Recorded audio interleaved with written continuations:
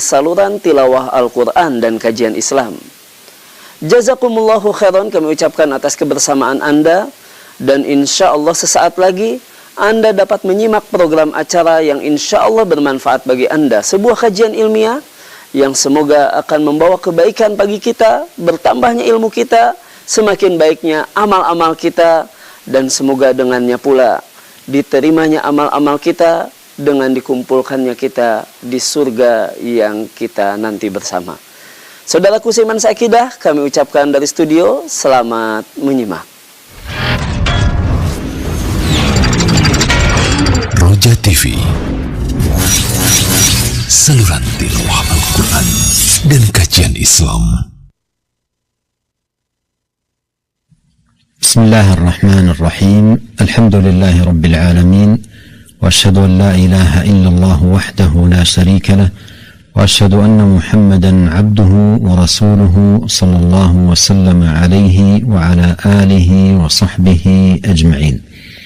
أما بعد، فعن ابن عمر رضي الله عنهما قال: قال رسول الله صلى الله عليه وسلم: أخبروني بشجرة مثلها مثل المسلم تؤتي أكلها كل حين بإذن ربها ولا تحت ورقها، فوقع في نفسي أنها النخلة، فكرهت أن أتكلم، وثم أبو بكر وعمر، فلما لم يتكلما قال النبي صلى الله عليه وسلم: هي النخلة.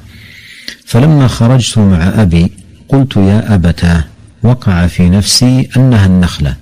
قال: ما منعك أن تقولها؟ لو كنت قلتها كان أحب إلي من كذا وكذا. قال: ما منعني إلا أني لم أرك ولا أبا بكر تكلمتما فكرهت. متفق عليه. وقد خرج هذا الحديث مخرج التفسير لقول الله تعالى: ألم تر كيف ضرب الله مثلا كلمة طيبة كشجرة طيبة أصلها ثابت وفرعها في السماء تؤتي أكلها كل حين بإذن ربها ويضرب الله الأمثال للناس لعلهم يتذكرون. فهذا مثل بديع عظيم الفائدة مطابق لما ضرب له تمام المطابقة. وقد بدأه الله بقوله: ألم تر كيف ضرب الله مثلا، أي ألم تر بعين قلبك فتعلم كيف مثل الله مثلا للكلمة الطيبة كلمة الإيمان. وختمه بقوله: ويضرب الله الأمثال للناس لعلهم يتذكرون، أي أن القصد من ضرب هذا المثل وغيره من الأمثال هو تذكير الناس ودعوتهم إلى الاعتبار وعقل الخطاب عن الله. ولا شك أن هذا البدء والختم في الآية فيه أعظم حظ على تعلم هذا المثل وتعقله، وفيه دلالة على عظم شأن الأمثال المضروبة في القرآن وأهمية عقلها وتعلمها، فإنها من أعظم دلائل الإيمان التي اشتمل عليها القرآن، وبها تتضح حقيقته وتستبين تفاصيله وشعبه وتظهر ثمراته وفوائده. Setelah Syekh memuji kepada Allah dan berselawat kepada Nabi alaihi salatu wassalam, beliau mengatakan dari sahabat Abdullah bin Umar radhiyallahu anhuma, Rasulullah sallallahu alaihi wasallam bersabda: "Akhbiruni bi syajaratin mathaluha mathalul muslim." Beritahukan kepadaku tentang sebuah pohon yang perumpamaannya seperti perumpamaan seorang muslim. Tu'ti ukulaha kulla hinin biidni rabbiha. Ia selalu mengeluarkan buah-buahnya di setiap waktu dengan izin Tuhannya. Wala tahuttu waraqaha fawaqa'a fi nafsi annaha an-nakhla.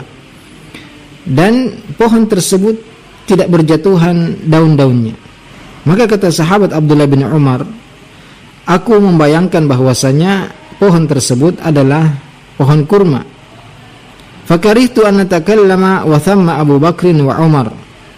Aku ingin menjawab pertanyaan Nabi sallallahu alaihi wasallam, tapi aku tidak ingin berbicara karena di situ ada sahabat Abu Bakar dan Umar.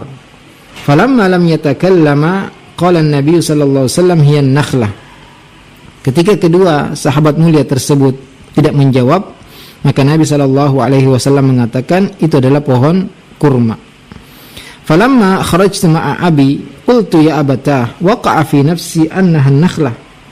Ketika aku keluar bersama ayahku yaitu Umar bin Khattab, aku berkata, wahai ayahku, sebenarnya aku tadi berkata di dalam diriku bahwasanya yang dimaksud oleh Nabi SAW adalah pohon kurma. Maka ayahku berkata, ma mana'aka an taqulaha law kunta qultaha kana ahabba ilayya min kadza wa kadza. Apa yang menghalangimu untuk menjawabnya? Seandainya engkau menjawabnya, maka itu lebih aku sukai daripada demikian dan demikian. Qala ma mana'ani illa anni lam araka wala Aba Bakrin takallamtuma fakarihtu. Tidak ada yang menghalangiku untuk menjawab pertanyaan Nabi SAW kecuali karena aku melihatmu dan melihat sahabat Abu Bakar. Kalian semua tidak menjawab, maka aku pun tidak berani menjawab. Hadis riwayat Bukhari dan Muslim. Hadis ini merupakan tafsir dari firman Allah Azza wa Jalla, alam tara kaifa daraballahu mathalan kalimatan thayyibatan ka syajaratin thayyibatin asluha thabitun wa far'uha fis sama'. Tidakkah kalian memperhatikan bagaimana Allah mengambil perumpamaan kalimat yang baik seperti pohon yang baik yang akarnya kokoh dan cabangnya menjulang ke langit. Tu'ti ukulaha kullahinin bi'idni rabbiha. Buah-buahnya terus keluar dengan izin Allah Azza wa Jalla, wa yadribullahu al-amthala lin-nasi la'allahum yatadhakkarun. Dan Allah membuat perumpamaan-perumpamaan untuk manusia agar mereka ingat. Ini adalah perumpamaan yang sangat indah, yang sesuai dengan apa yang diambil perumpamaan untuknya, yang disebutkan oleh Allah Azza wa Jalla dalam firman-Nya, alam tara kaifa daraballahu mathala. Tidakkah kalian memperhatikan Allah mengambil perumpamaan? Maksudnya adalah, tidakkah engkau melihat dengan hatimu sehingga engkau sadar dan mengetahui bagaimana Allah membuat perumpamaan kalimat yang baik, kalimat iman. Kemudian menutup ayat ini dengan wa yadribullahu al-amthala lin-nasi la'allahum yatadhakkarun, dan Allah membuat perumpamaan untuk manusia agar mereka ingat. Yaitu maksud dari dibuatnya perumpamaan dan selainnya dari perumpamaan-perumpamaan yang lain agar manusia menjadi ingat dan mengajak mereka untuk mengambil pelajaran dan memahami apa yang Allah Subhanahu wa taala sampaikan. Tentu ya, permulaan dan penutupan ayat ini ada anjuran yang sangat besar kepada kita semua untuk berusaha mempelajari perumpamaan-perumpamaan dan memahaminya. Karena di situ ada tanda bahwasanya perumpamaan-perumpamaan yang ada dalam Al-Quran sangat penting untuk diketahui, dipahami dan dipelajari. Karena itu menunjukkan adanya keimanan kita terhadap Al-Quran, dan semakin jelas secara detail apa yang Allah Subhanahu wa taala sebutkan dan terangkan kepada kita. والمثل هو عبارة عن قول في شيء يشبه قولا في شيء آخر بينهما مشابهة لتبيين أحدهما من الآخر وتصويره. ولا ريب أن ضرب الأمثال مما يأنس به العقل لتقريبه المعقول من المشهود. وقد قال تعالى وكلامه المشتمل على أعظم الحجج وقواطع البراهين وتلك الأمثال نضربها للناس وما يعقلها إلا العالمون. وقد اشتمل منها أي القرآن على 47 مثلا. وكان بعض السلف إذا قرأ مثلا لم يفهمه يشتد بكاؤه ويقول لست من العالمين. وكان قتادة رحمه الله يقول اعقلوا عن الله الأمثال. والله سبحانه وتعالى ضرب في القرآن أمثالا كثيرة جلها في بيان التوحيد وتقرير الإيمان وإبطال الشرك. وما من شك أن التفكر في هذه الأمثال المضروبة في القرآن يعد حياة للقلوب ويقظة لها من غفلتها. ولهذا قال سبحانه في خاتمة الآية ويضرب الله الأمثال للناس لعلهم يتذكرون. وهذا نظير قوله تعالى: ولقد ضربنا للناس في هذا القرآن من كل مثل لعلهم يتذكرون. فإن المثل من شأنه أن يقرب المعاني إلى الأذهان، كما قال تعالى: ضرب لكم مثلا من أنفسكم، أي تشهدونه وتفهمونه من أنفسكم. وفي القرآن أمثال كثيرة يؤمن بها المؤمنون ويعلمون أنها الحق من ربهم، ويهديهم الله بها إلى أقوم السبل فتكون صلاحا لقلوبهم وأعمالهم. قال ابن القيم رحمه الله: ضرب الأمثال في القرآن يستفاد منه التذكير والوعظ والحث والزجر والاعتبار والتقرير وتقريب المراد للعقل وتصويره في صورة المحسوس بحيث يكون نسبته للعقل كنسبة المحسوس إلى الحس. وقد تأتي أمثال القرآن مشتملة على بيان تفاوت الأجر على المدح والذم وعلى الثواب والعقاب وعلى تفخيم الأمر أو تحقيره وعلى تحقيق أمر وإبطال أمر. Al-mathal yaitu ucapan pada sesuatu yang mirip dengan ucapan yang lain, yang ada di antara keduanya kemiripan, agar menjadi jelas salah satu dari keduanya dan semakin nampak. Dan tidak ada keraguan bahwasanya permisalan-permisalan dan perumpamaan adalah sesuatu yang menenangkan akal, karena akal akan semakin mudah memahami sesuatu jika dipermisalkan dengan sesuatu yang terlihat.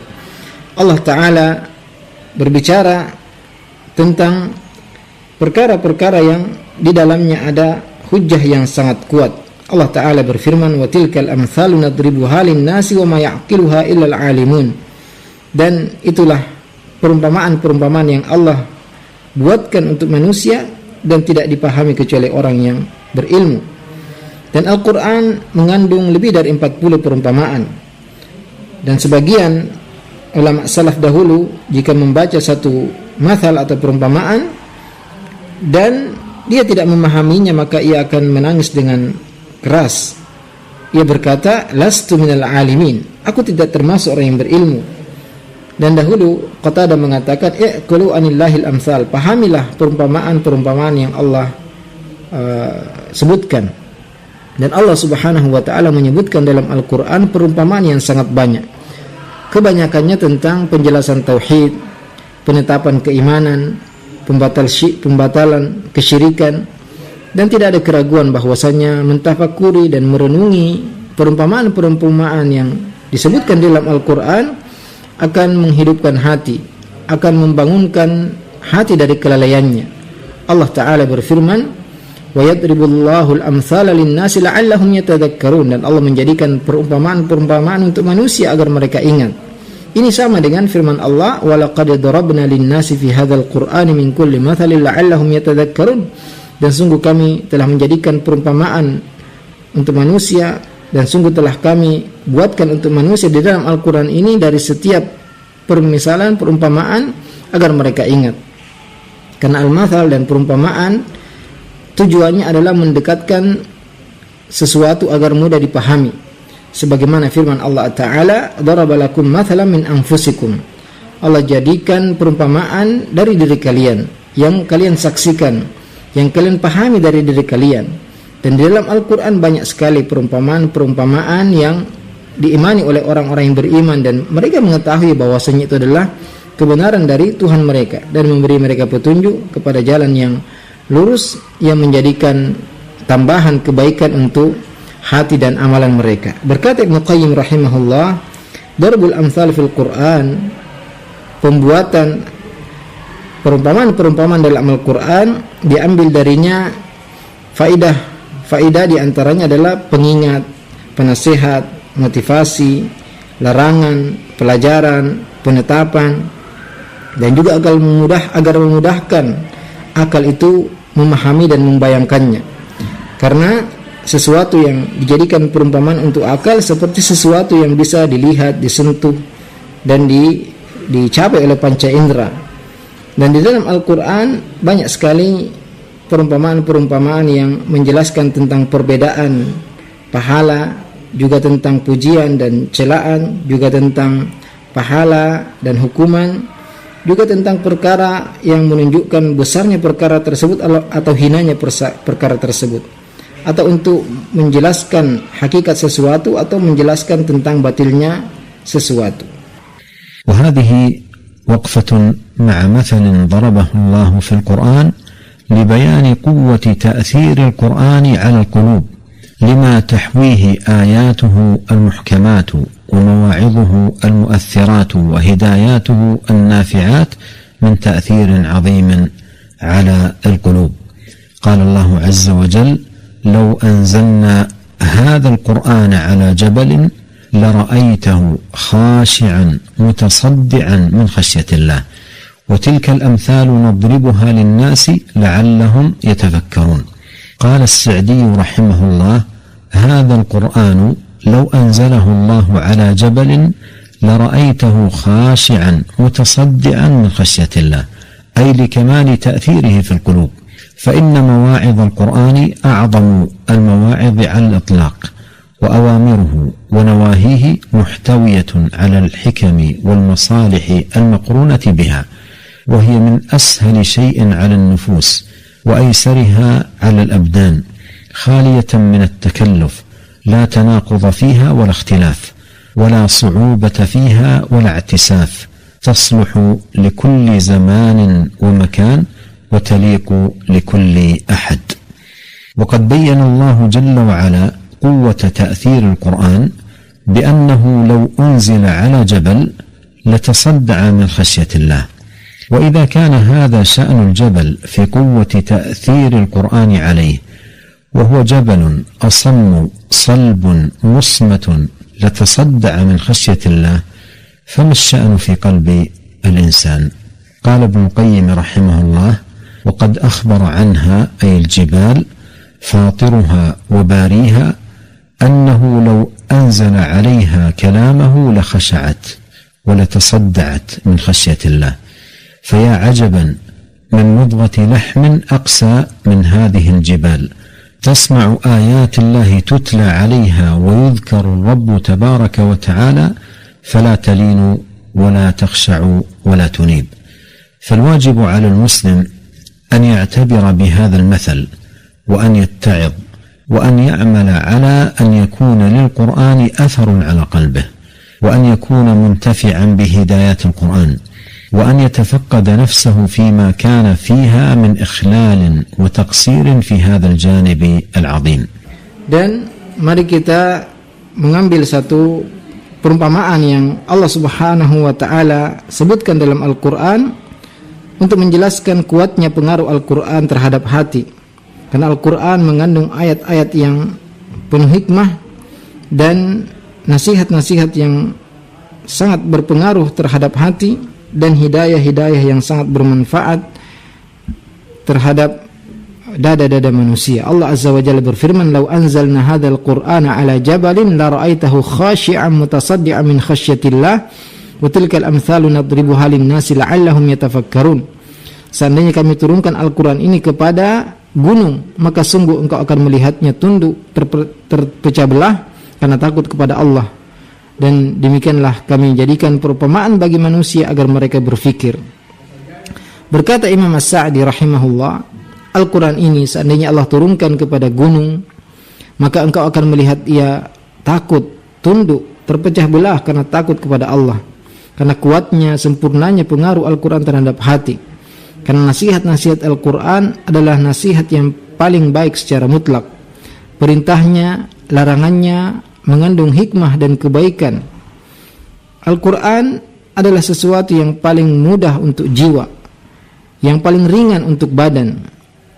Tidak ada kesulitan di dalamnya, tidak ada kontradiksi, tidak ada perselisihan, tidak ada kesulitan, tidak ada kerumitan, dan Al-Quran layak dan soleh, bisa digunakan di setiap zaman dan di setiap tempat, dan bisa dilakukan oleh semua orang, bisa dipraktikkan untuk semua orang.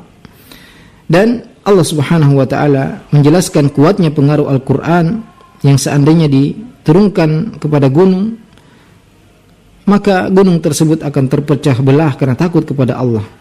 Jika demikian kondisi gunung yang kuat, maka bagaimana dengan hati yang tidak takut kepada Allah Azza wa Jalla? Berkata Ibnu Qayyim rahimahullah, dan Allah Subhanahu wa taala mengabarkan tentang gunung. Allah sebagai pencipta gunung tersebut mengabarkan bahwasanya seandainya Allah turunkan kepadanya firman-Nya, maka gunung tersebut akan khusyuk, akan tunduk, akan terpecah belah karena takut kepada Allah. Maka sungguh mengherankan, segumpal daging yang lebih keras daripada gunung yang kuat, yang kokoh, yang mendengarkan ayat-ayat Allah Azza wa Jalla dibacakan kepadanya, dan hati tersebut tidak lembut, tidak tunduk, tidak khusyuk. Maka wajib bagi setiap muslim untuk mempelajari perumpamaan ini, mengambil pelajaran darinya, dan menjadikan Al-Quran sesuatu yang berpengaruh untuk hatinya. Hendaklah ia berusaha mengambil manfaat dari petunjuk-petunjuk Al-Quran dan memeriksa jiwanya. Apabila ada kekurangan, maka ia segera memperbaikinya dan meluruskannya. وما من شك أن هذا التأثير للقرآن الكريم متوقف على حسن التدبر لآياته والتأمل في معانيه والعقل لدلالاته، لا أن يكون حظ الإنسان منه مجرد القراءة، بل لا بد من تأمل وتدبر، حتى وإن احتاج التأمل من المرء أن يقف مع آية واحدة يوما أو ليلة كاملة، لأن التأثر به والانتفاع موقوف على حسن التدبر. والله عز وجل إنما أنزل هذا الكتاب لتتدبر آياته، كما قال جل وعلا: كتاب أنزلناه إليك مبارك ليدبروا آياته وليتذكر أولو الألباب. وجاء في غير ما آية من كتاب الله عز وجل الحث على تدبر القرآن والإنكار على من ضيع ذلك وفرط فيه وأهمله. قال الله جل وعلا: أفلا يتدبرون القرآن ولو كان من عند غير الله لوجدوا فيه اختلافا كثيرا. وقال جل وعلا: أفلا يتدبرون القرآن أم على قلوب أقفالها. وأخبر سبحانه أن تدبر القرآن وتأمل معانيه أمنة للعبد من الضلال وسلامة له من الباطل. فقال سبحانه: قد كانت آياتي تتلى عليكم فكنتم على أعقابكم تنكصون مستكبرين به سامرا تهجرون أفلم يدبروا القول، أي لو أنهم تدبروا القول لما نكصوا على الأعقاب ولما كانوا من أهل الضلال. فتدبر القول الذي هو القرآن أمنة للعبد من الضلال وسلامة له من الغواية وحماية له من الباطل وحصن له من كل شر. Dan tidak ada keraguan bahwasanya terpengaruhnya seorang dengan Al-Quran itu tergantung apakah ia mentadabburi ayat-ayatnya, memperhatikan makna-maknanya, memahami petunjuk-petunjuknya. Bukan sekedar seorang membaca Al-Quran, akan tetapi harus disertai dengan perenungan. Dan apabila ia butuh untuk merenungi satu ayat, butuh satu hari, butuh satu malam, maka ia lakukan. Karena untuk mengambil manfaat dari Al-Quran, maka harus disertai dengan tadabbur yang baik. Allah Subhanahu wa ta'ala sungguhnya menurunkan Al-Quran ini untuk direnungi, ditadabburi ayat-ayatnya. Allah Ta'ala berfirman: Kitabun anzalnahu ilaika mubarakun liyadabbaru ayatihi waliyatadzakkar ulul albab. Kitab Al-Quran yang kami turunkan kepadamu yang penuh berkah, agar mereka mentadabburi ayat-ayatnya dan menjadi peringatan bagi orang berakal. Juga di ayat-ayat yang lain yang menganjurkan dan memotivasi untuk mentadabburi Al-Quran dan pengingkaran kepada orang yang menyanyiakan perkara tersebut, lalai darinya. Allah Ta'ala berfirman: Afala yatadabbaruna al-Quran walau kana min indi ghairillah lawajadu fihi ikhtilafan katsira. Tidakkah mereka mentadabburi Al-Quran seandainya Al-Quran ini bukan dari Allah Azza wa Jalla, sungguh mereka akan mendapati di dalamnya perselisihan yang banyak. Allah Azza wa Jalla juga berfirman, afala yatadabbaruna al-Qur'an am ala qulubin aqfaluha. Tidakkah mereka mentadabburi Al-Qur'an ataukah hati mereka telah terkunci?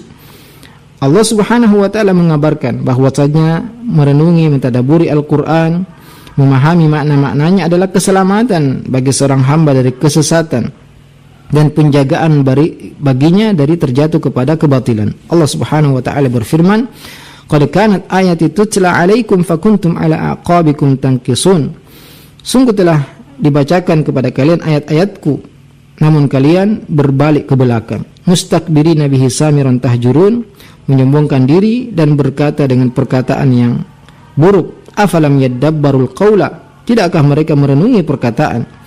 Maksudnya adalah seandainya mereka mentadabburi Al-Quran, mereka tidak akan berbalik ke belakang dan mereka tidak akan termasuk orang-orang yang tersesat. Maka merenungi dan mentadabburi Al-Quran adalah keamanan bagi seorang hamba dan keselamatan baginya dari kesesatan dan penjagaan darinya dari terjatuh kepada kebatilan, juga benteng dari semua keburukan.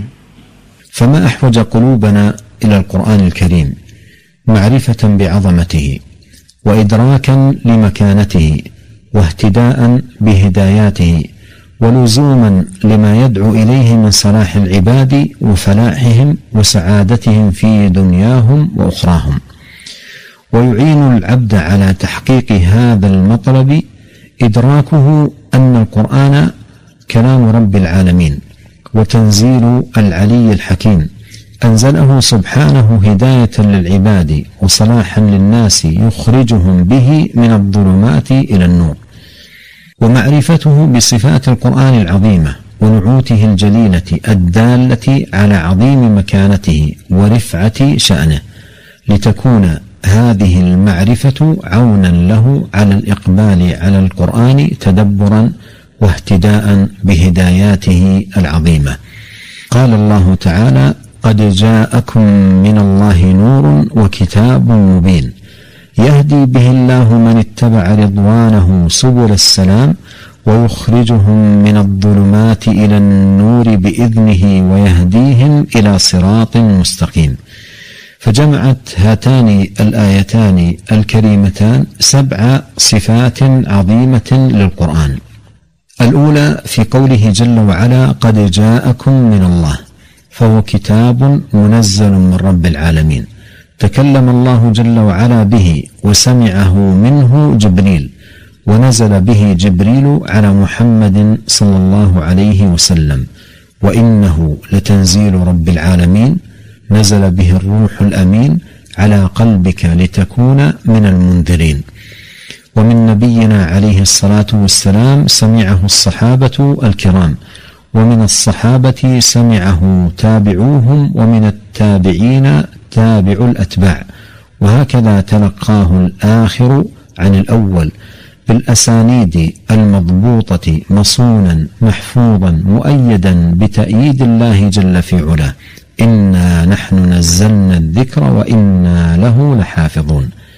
الثانية في قوله نور، أن يهتدى به في الظلمات فيستضيء به السالك وينجو بإضاءته من المهالك، فلا هداية إلا بنور القرآن، ولا خروج من الظلمات بأنواعها والشرور بأصنافها، ولا نجاة إلا بنور القرآن.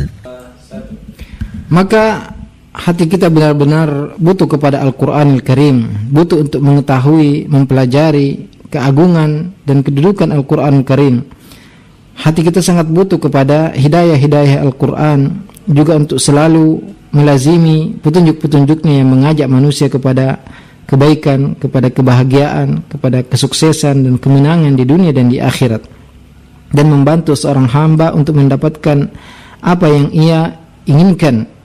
Sungguhnya memahami Al-Quranul Karim yang merupakan kalamu Rabbil Alamin, ucapan Allah Azza wa Jalla, dan Al-Quran yang diturunkan oleh Al-Aliyil Hakim yang maha tinggi dan maha bijaksana, yang Allah jadikan petunjuk bagi manusia dan kebaikan untuk mereka, yang mengeluarkan mereka dari kegelapan menuju cahaya, mengetahui sifat-sifat Al-Quran yang agung, dan petunjuk-petunjuknya akan menjadikan kita lebih bersemangat untuk mentadaburi Al-Quran dan mengambil hidayah-hidayahnya. Allah Ta'ala berfirman, "Qad ja'akum minallahi nurun wa kitabun mubin." Telah datang kepada kalian cahaya dan kitab yang jelas. Yahdi bihillahu man ittaba'a ridwanahu subulas salam wa yukhrijuhum minadh-dhulumati ilan nuri bi'idnihi wa yahdihim ila siratim mustaqim. Yang Allah beri petunjuk dengannya siapa yang mengikuti keridhaannya jalan-jalan keselamatan dan mengeluarkan mereka dari kegelapan menuju cahaya dengan izinnya dan memberi mereka petunjuk kepada jalan yang lurus. Di dalam dua ayat ini, pada dua ayat yang mulia ini terkumpul 7 sifat yang agung untuk Al-Quran. Yang pertama yaitu firman Allah Azza wa Jalla, "Qad ja'akum minallah." Karena Al-Quran adalah kitab yang turun dari Tuhan semesta alam. Allah Subhanahu wa Ta'ala berbicara dengan Al-Quran yang didengar oleh malaikat Jibril.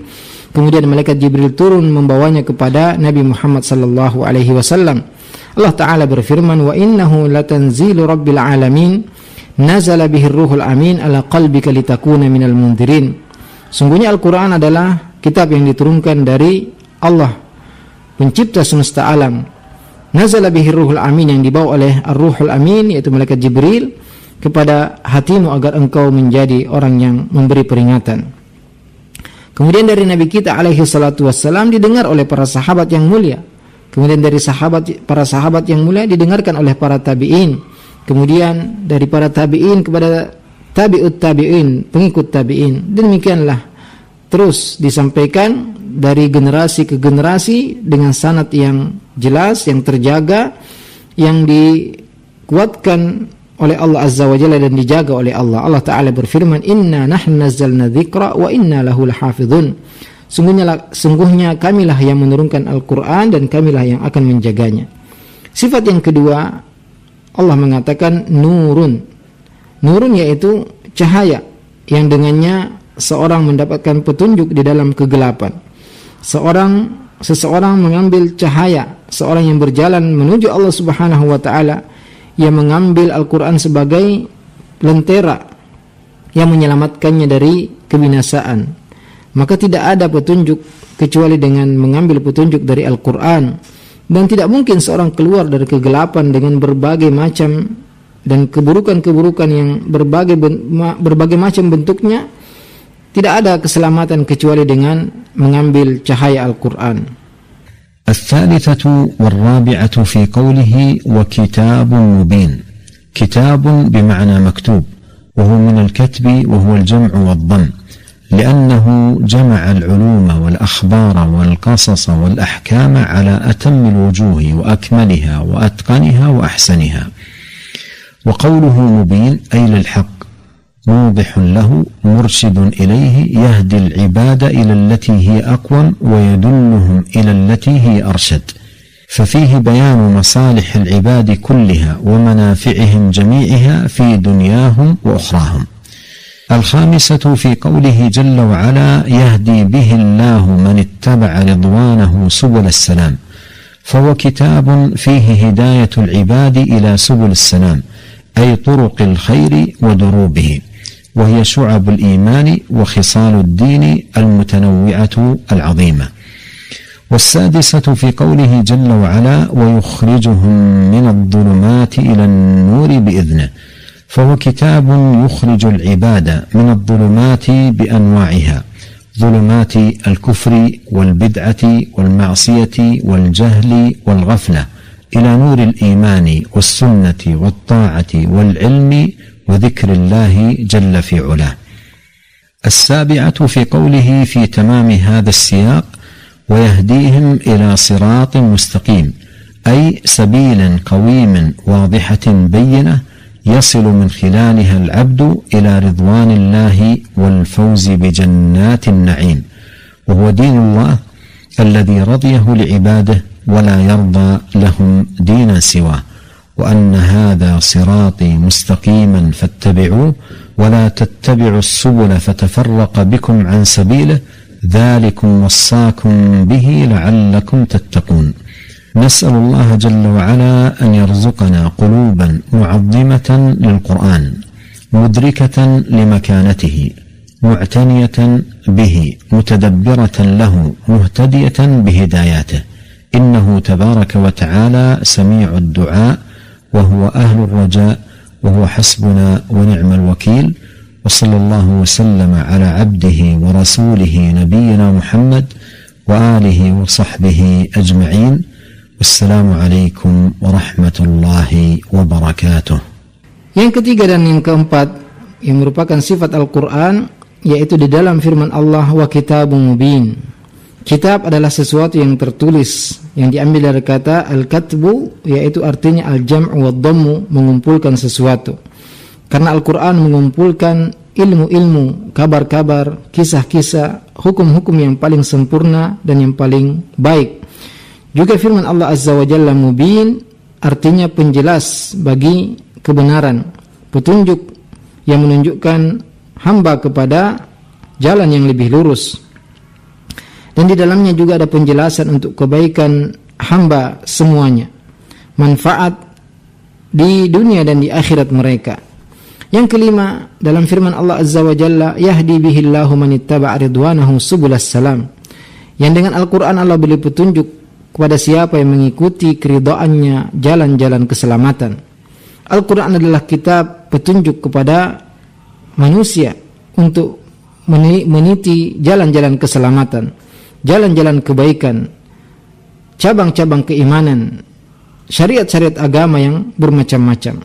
Yang keenam, dalam firman Allah Azza wa Jalla, wa yukhrijuhum minadh-dhulumati ila an-nuri bi'idnih, dan mengeluarkan mereka dari kegelapan menuju cahaya dengan izinnya. Karena Al-Quran adalah kitab yang mengeluarkan hamba dari kegelapan dengan berbagai macamnya, kegelapan kekufuran, kegelapan bid'ah, kegelapan maksiat, kegelapan kebodohan, kelalaian, menuju cahaya iman, cahaya sunnah, cahaya ketaatan, cahaya ilmu, cahaya zikir kepada Allah Azza wa Jalla.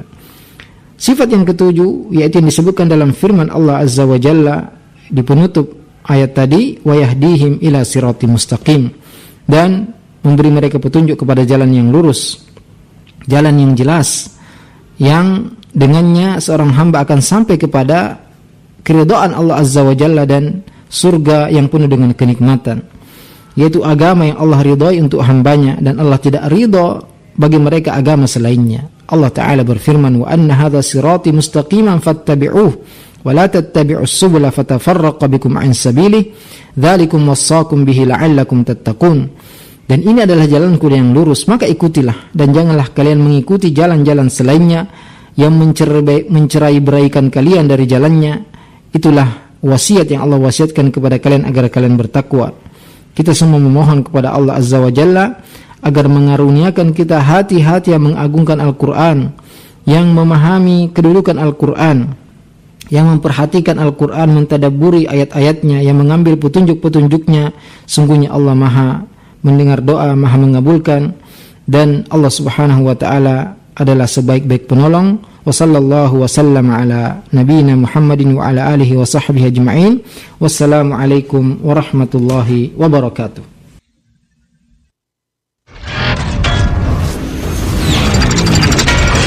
Roja TV.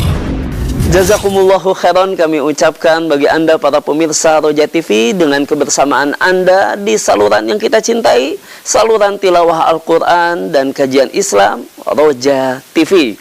Dan telah Anda saksikan program acara pilihan kami, dan insya Allah program ini bermanfaat bagi kita, menambah wawasan kita, dan juga insya Allah bisa memperbaiki amal-amal kita. Dan berikutnya kami akan hadirkan pula kajian-kajian ilmiah dan program acara pilihan kami yang tidak kalah menarik dengannya. Anda tetap dapat menyimaknya di saluran tilawah Al-Quran dan kajian Islam Roja TV. Baiklah saudaraku seiman dan seakidah, dari studio kami sampaikan selamat menyaksikan acara-acara kami berikutnya. Roja TV, saluran tilawah Al-Quran dan kajian Islam.